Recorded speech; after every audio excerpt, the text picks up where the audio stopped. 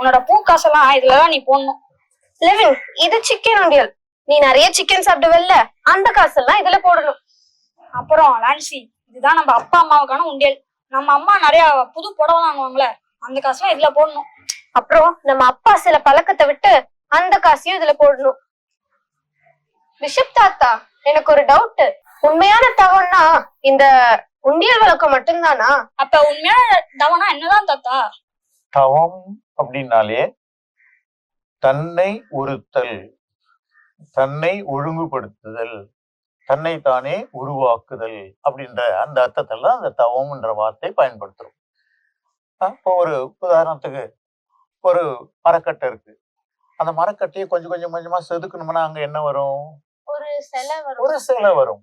அப்போ அந்த நம்முடைய வாழ்க்கையில தேவையில்லாதெல்லாம் விட்டு விட்டு, நீங்க சொன்ன மாதிரி அதிகமா பூ வைக்கிறது விட்டு, அதிகமா சிக்கன் சாப்பிடுறது விட்டு, அதிகமா துணி எடுக்கிறத விட்டு நம்ம கொஞ்சம் உருவாக்கணுமா, நமக்கு ஒரு நல்ல கேரக்டர் வரும், நம்ம நல்ல ஃபார்மேஷன் வரும். தவம் அப்படின்றதே நம்மை நாமே உருவாக்குதல், ஒரு நல்ல மனிதனாக உருவாகும்.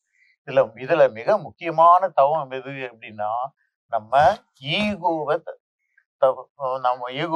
குறைக்கிறது. ஈகோன்னா உங்களுக்கு தெரியும், நான் தான் பெரியவன், எனக்கு தான் எல்லாம் தெரியும், உன்னை விட நானே பெரிய ஆளு அப்படிங்கிற மாதிரி நம்மையே இப்படி தூக்கி வச்சுக்கோம் இல்லையா, அதுதான் இந்த ஈகோன்னு சொல்றது. ஆனா அந்த தவ காலத்துல நம்ம என்ன செய்யணும்? வேண்டாம், நான் அடுத்து உன்னை விட நான் பெரியவன்னு காட்ட மாட்டேன், எனக்கு தான் எல்லாம் தெரியும் அப்படின்னு சொல்லி நடக்க மாட்டேன், என்ன நான் தாழ்ச்சிக்குவேன். ஏன்னா தவம் என்பது தன்னைத்தானே ஆன்மீக முன்னேற்றத்திற்காகவும் மன உறுதி பெறும் செதுக்கி கொள்ளுதல்.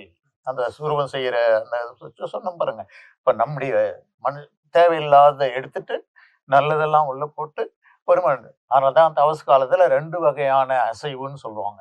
தேவையில்லாத அவுட், கெட்ட பழக்கங்கள்லாம் அவுட், நல்ல பழக்கங்கள் நம்முடைய வாழ்க்கையில வரணும். அதான் இந்த தவ காலத்துல நம்ம செய்ய வேண்டியது.